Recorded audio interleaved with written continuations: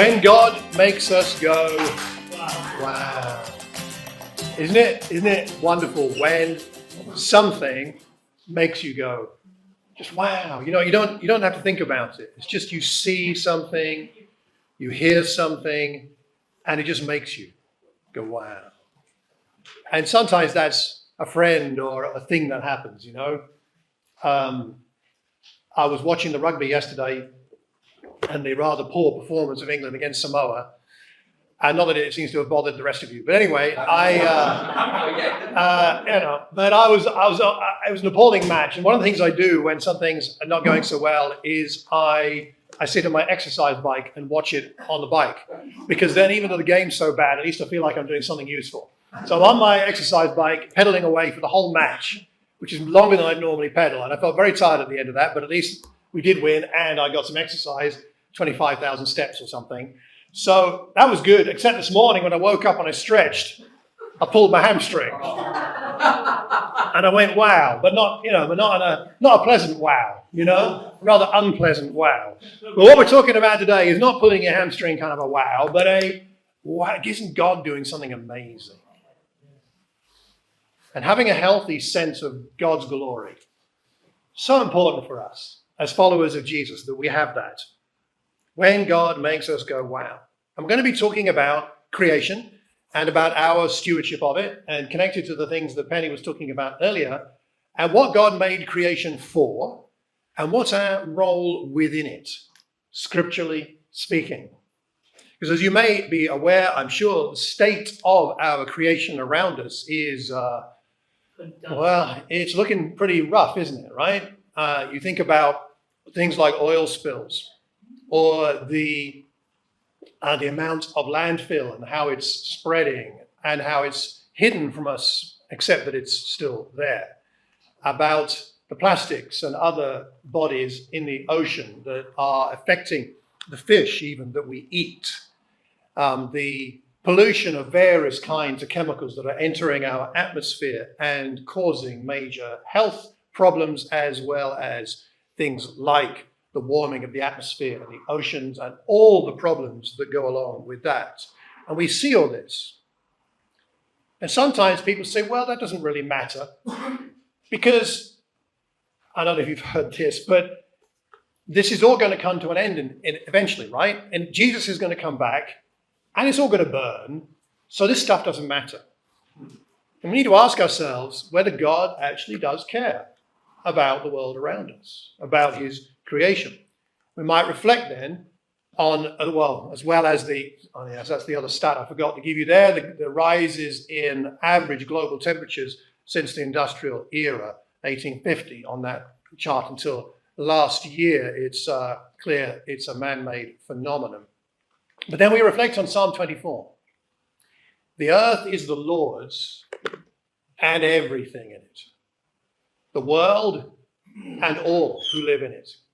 He founded it on the seas and established it on the waters. This is his. This around us, these beautiful things that we see, and the things that have been damaged are his, not ours. They're on loan to us, which we'll talk about a bit more in a moment. But fundamentally, this world belongs to God. And if we say we love God, surely we have to say that we love what he values. Surely he values his creation. Consider the complexity and the beauty of it. Why would he make something so complex, so beautiful, if it wasn't to bring him glory and for him to value it himself? Some people say, well, it doesn't really matter that much. It's all temporary. But it's about who made it. It's a bit like saying, I really love Van Gogh. I think Van Gogh is amazing. I think his paintings are phenomenal. I think they're incredible. I think he's the best painter ever. If I had enough money, I would have all his paintings in my house. I think he's amazing. It's a bit like saying that about God and then saying about Van Gogh, well, I love his paintings. And you go to someone's house who say they love his paintings and you see them being burned in his back garden on the bonfire. You say, well, you say you love Van Gogh, but you're burning his paintings. Well, I know, but nothing lasts forever. You would see the contradiction between the person that says they love Van Gogh and the fact they burn his paintings. We say we love God.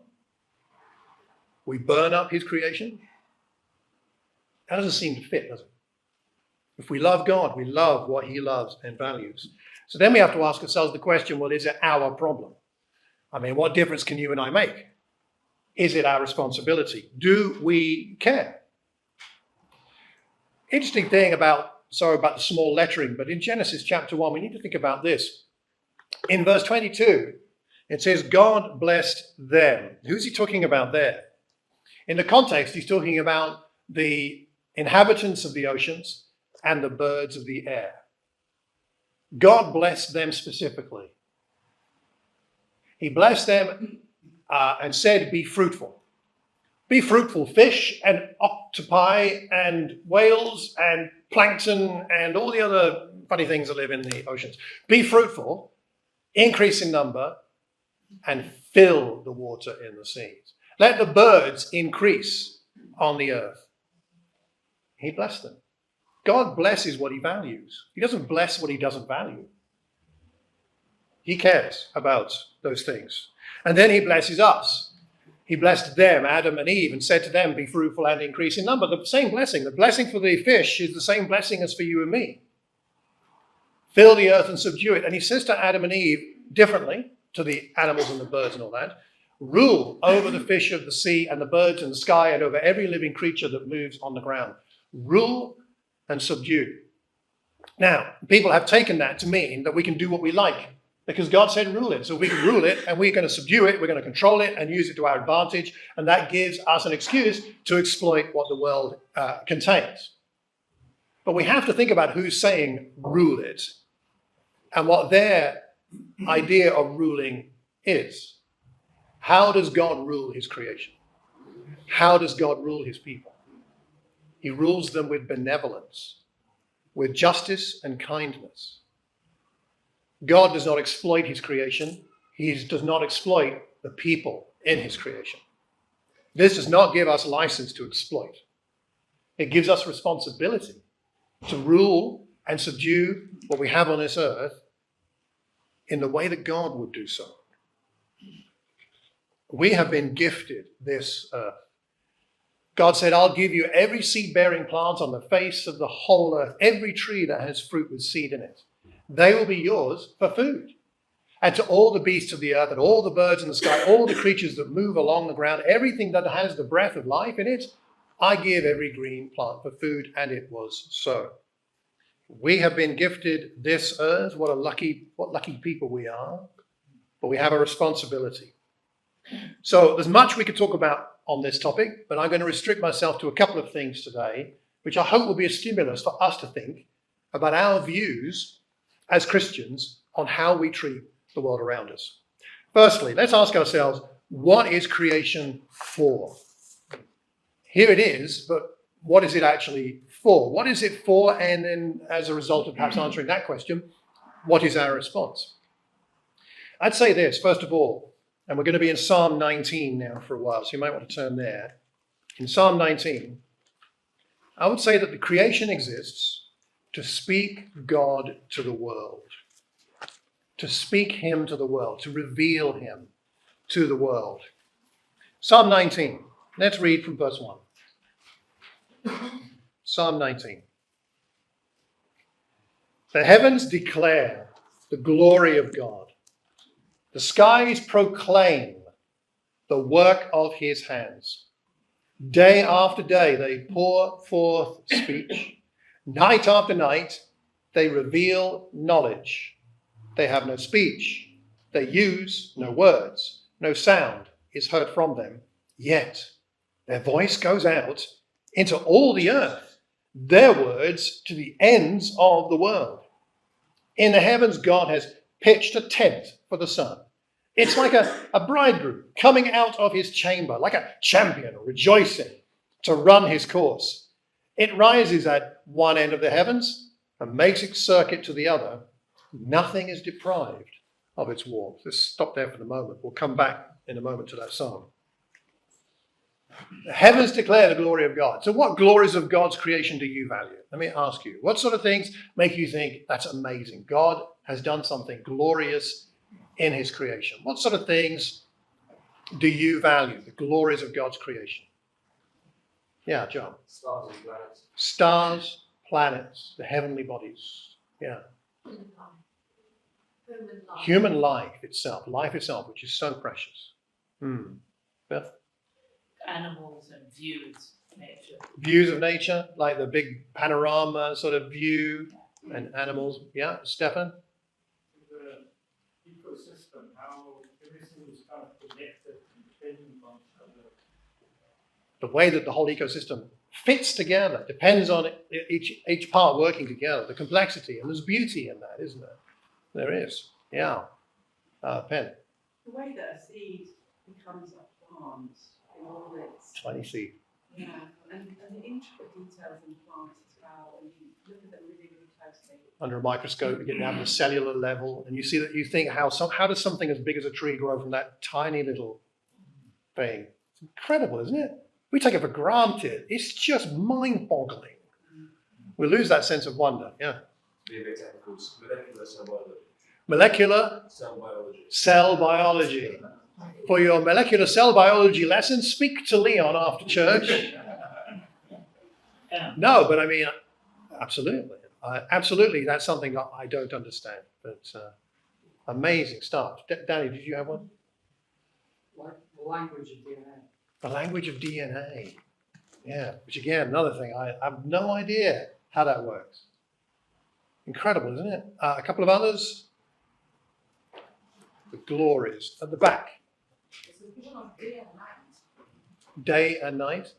Yeah. Day and night comes around, yeah. The tides. The tides. Just watching that and seeing its effect. And, you know, when you start to think about it, there's an awful lot we could go into. And why are nature programs one of the most popular programs on television? Why do you get millions watching David Attenborough? I mean, he's a good presenter and all that, but people watch it because it's glorious. It takes you above who you are somehow. It brings you into something a bit more, I would say, spiritual. There's something, I think it's why people connect with it so much. Just because this psalmist is reminding us of what the creation is for. It creates some kind of spiritual wonder. And it does reach, doesn't it, to all cultures. Even places that have never heard of Christianity, you'll find people sort of in awe of nature. It's universal. The creation matters in large part because it tells the world that God is there, that God exists, and that God is good. God is amazing, creative, powerful, beyond imagination. It really matters. I believe that's at least in part why. In fact, valuing creation is, you could say that for us, valuing creation is participating in God's direct evangelism campaign. God does an evangelism campaign every time the sun comes up, every time a flower opens, every time a bird flies past in its beauty, every time somebody has a thought and thinks about molecular cell biology or something. There's God is evangelizing. Have you thought about that? And so when we value creation, we're kind of partnering with God in his outreach to the world. It's important for us. Now, as we go on in the psalm, we haven't got time to unpack all of this now, but I think what I'll just mention is this in the second half of the psalm. I just wow at these things, by the way. That is a fish, believe it or not. I mean, why did God make something so weird and beautiful that hardly anybody will ever see? Isn't it just God's heart? I mean, he loves to make strange and beautiful things. And the kingfisher is glorious. I saw one this last week when I was on my prayer walk walking through Canterbury, and it just flew under the bridge and down the river. This flash of electric blue. Fantastic. Love those things. Haven't seen that fish, though. Okay. So just a couple of other things from the psalm, and then we'll move on. The psalmist then moves on from nature to something rather interesting. He talks about God's law. The law of the Lord is perfect, refreshing the soul. The statutes of the Lord are trustworthy, making wise the simple.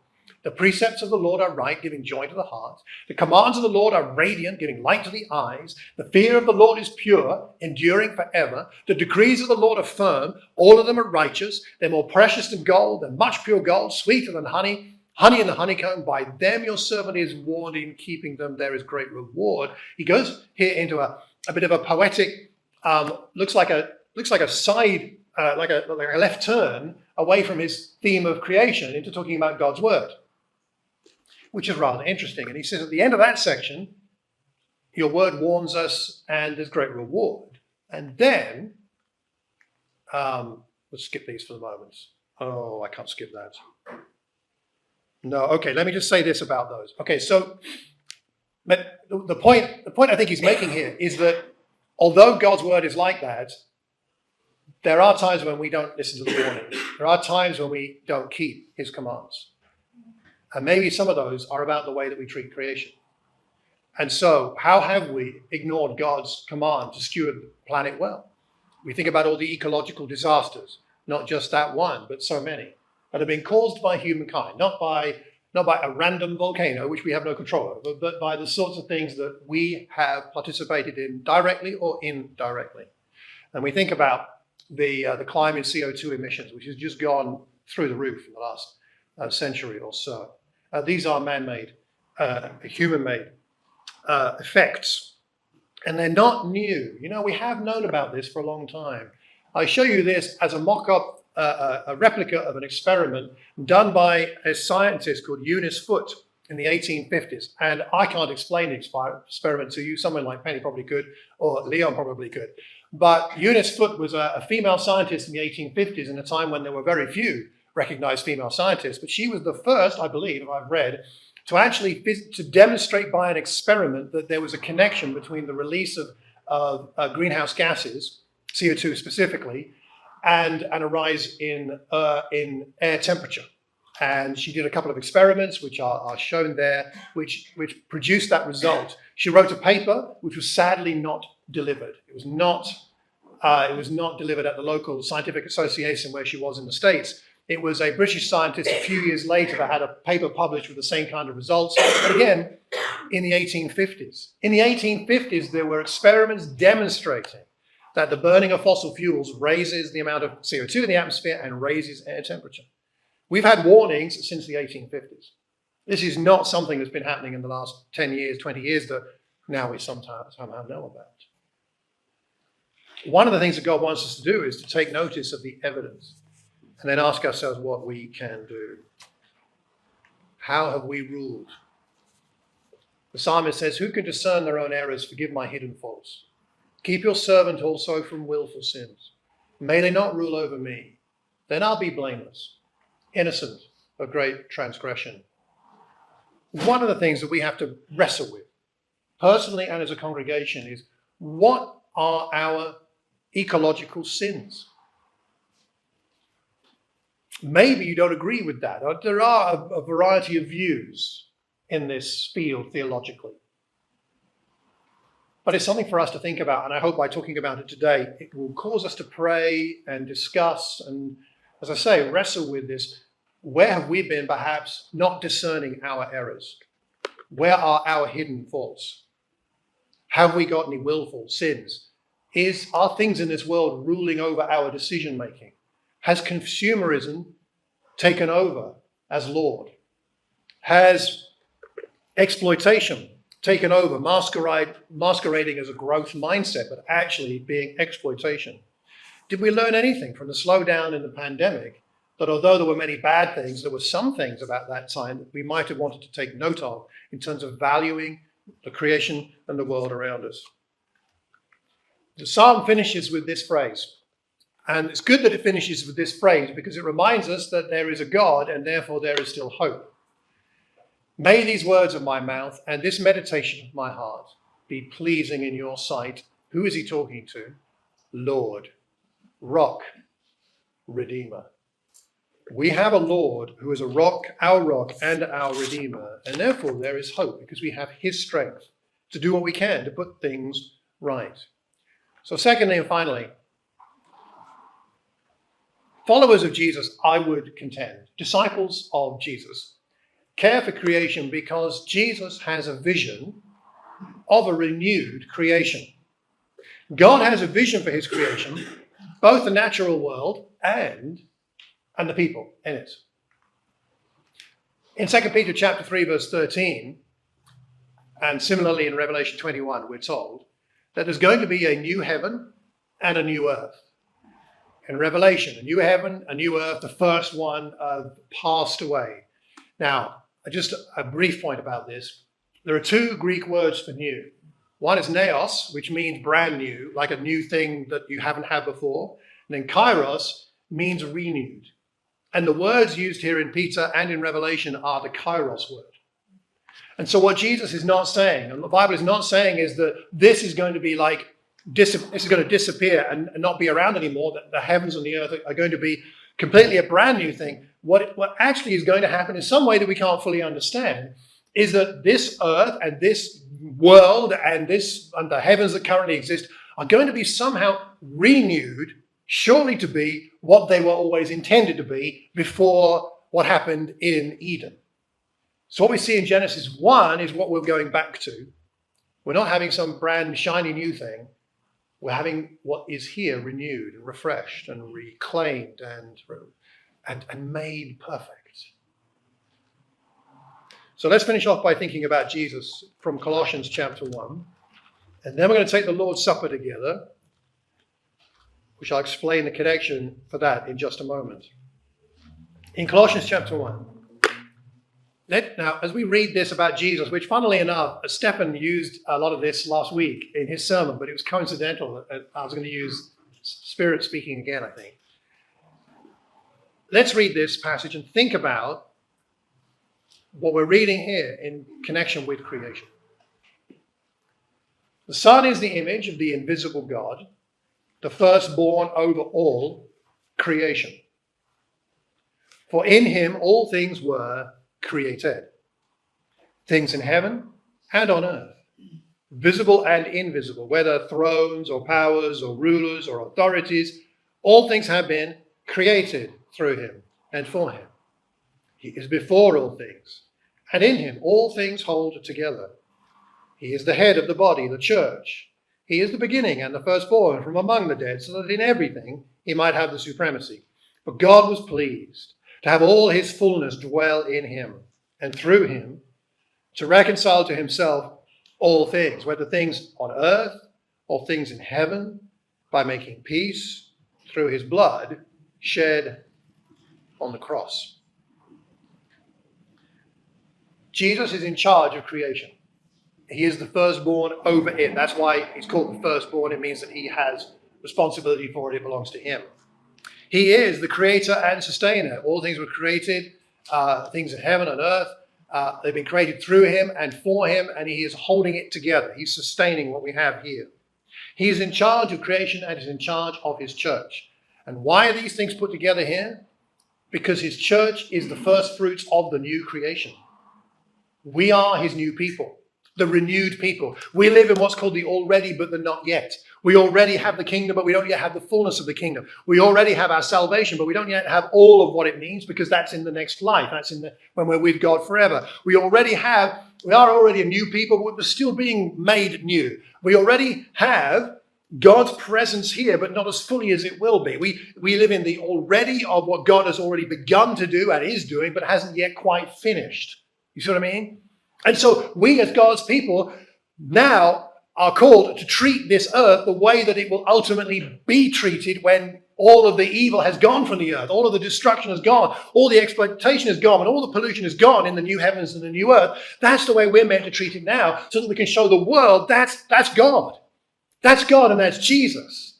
That perfection, that beauty is God. It is Jesus. And so as the way that we treat the world shows the way that we treat the created world, shows the world how much we value God and how much we are part of his vision for this world and for the people in it.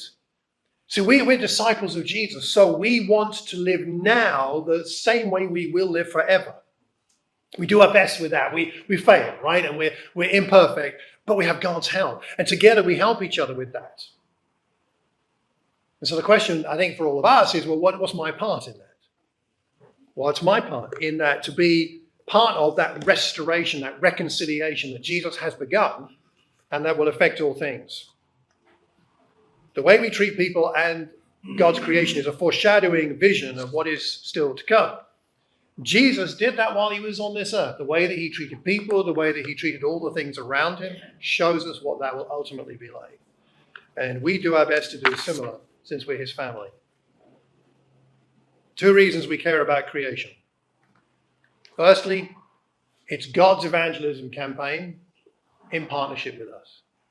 And we care about creation because Jesus is renewing it and one day will bring it to its full renewal, but again, in partnership with us. Jesus is renewing all things, including you and me. And the reason we take bread and wine, at least in part, is because it reminds us that we have been already made new, but we're moving forward to the full newness of being with Jesus forever. The bread and the wine represent his broken body. A body that was shed so that was broken, and blood that was shed so that we could be reconciled to him.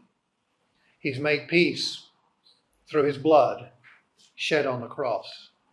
And that's a shalom peace, as the Jewish people would say. A peace of harmony. And it's our responsibility to do the best we can to be in harmony with the creation, in harmony with each other, and through the blood of Christ to be in harmony with him and rejoice in that. He is making peace through his blood shed on the cross. May we be peace bringers. Peace bringers in creation. Peace bringers to the bit of grass down the side of the church building. Peace bringers in your own place. Peace bringers in the way that you live. Peace bringers with those who are lost, who do not know this amazing God. Let's help other people to have that wow moment with God. Let's pray together.